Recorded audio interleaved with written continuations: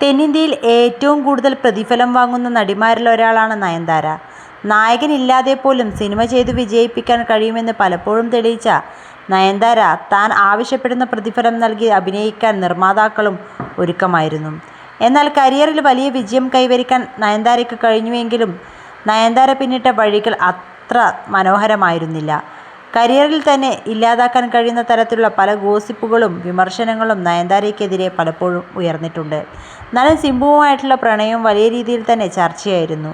അതിനുശേഷം പ്രഭുദേവയുമായുള്ള പ്രണയവും വിവാദങ്ങളുമെല്ലാം വിവാഹം വരെ എത്തിയ ബന്ധമായിരുന്നു നയൻതാരയ്ക്ക് പ്രഭുദേവയുമായി ഉണ്ടായിരുന്നത്.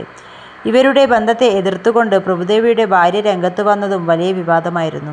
അപ്പോഴും ഒന്നിച്ചു നിന്ന നയൻതാരയും പ്രഭുദേവും ശേഷം പാതി വഴിയിൽ പിരിഞ്ഞതും പലതരത്തിലുള്ള ഗോസിപ്പുകൾക്ക് കാരണമായി.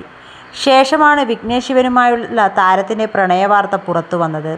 തന്നേക്കാൾ പ്രായം കുറഞ്ഞ ആളുമായിട്ടുള്ള നയൻതാരയുടെ പ്രണയം വീണ്ടും വിമർശനങ്ങൾക്ക് കാരണമായി. ഇരുവരും വിവാഹിതരായതിനു ശേഷം സറോഗസി വഴി കുഞ്ഞുങ്ങൾക്ക് ജന്മം നൽകിയതും വലിയ രീതിയിൽ വാർത്തയാവുകയും ഇരുവർക്കുമെതിരെ വിമർശനങ്ങൾ ഉണ്ടാകാൻ കാരണമാവുകയും ചെയ്തു.